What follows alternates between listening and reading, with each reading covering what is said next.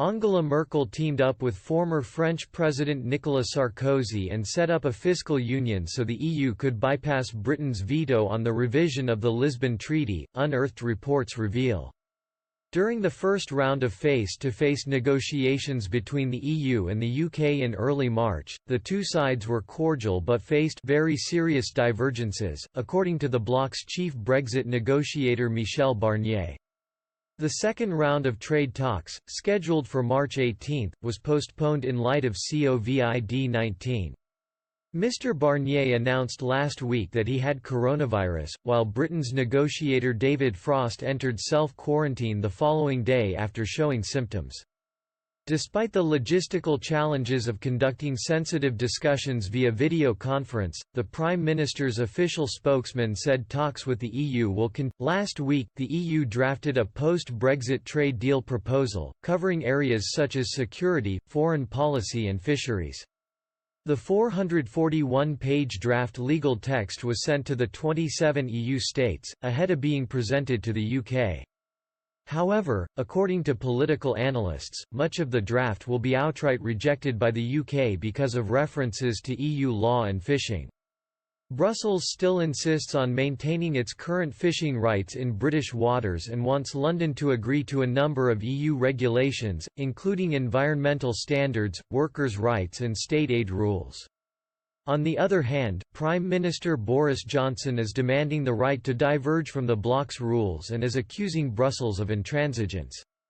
According to former EU Ambassador Sir Ivan Rogers, Britain learnt in 2011 that the EU was not willing to compromise and engage. In 2011, as the crisis in the Eurozone reached its peak, the bloc needed to make urgent institutional changes to prevent financial disaster and change to the Lisbon Treaty was proposed. However, institutional changes to the primary law had to be agreed and ratified by all member states, and former Prime Minister David Cameron only agreed to the revision if other EU leaders guaranteed to protect the position of the City of London. French President Nicolas Sarkozy strongly opposed giving concessions to Britain and reportedly told European Council President Herman Van Rompuy that the treaty was not negotiable. He was also reported to have told the British Prime Minister that he should shut up during the meeting of the European Union's 27 leaders. He was quoted as saying by EU officials, "We are sick of you criticising us and, you say you hate the euro and now you want to interfere in our meetings." When the EU eventually rejected Mr. Cameron's demands, he decided to use his veto to block the EU-wide treaty, claiming he had to protect key British interests, including its financial markets. It was that same day that Mr. Sarkozy hailed a historic breakaway Euro Plus bloc that would pursue fiscal and economic union via a new treaty outside the EU, leaving Britain isolated and not part of the negotiations. With at least 23 countries signing up for a deal conferring intrusive rights on European institutions to enforce budgetary policy in countries breaking the euro's debt and deficit rules, Germany Chancellor Angela Merkel appeared unconcerned by the British veto. She said, "The breakthrough to a stability union, a fiscal. I really don't believe David Cameron was ever with us at the table. We're very pleased with the result. The deal was no weak compromise for the euro." Sir Ivan Rogers noted how both France and Germany effectively circumvented Britain on the issue.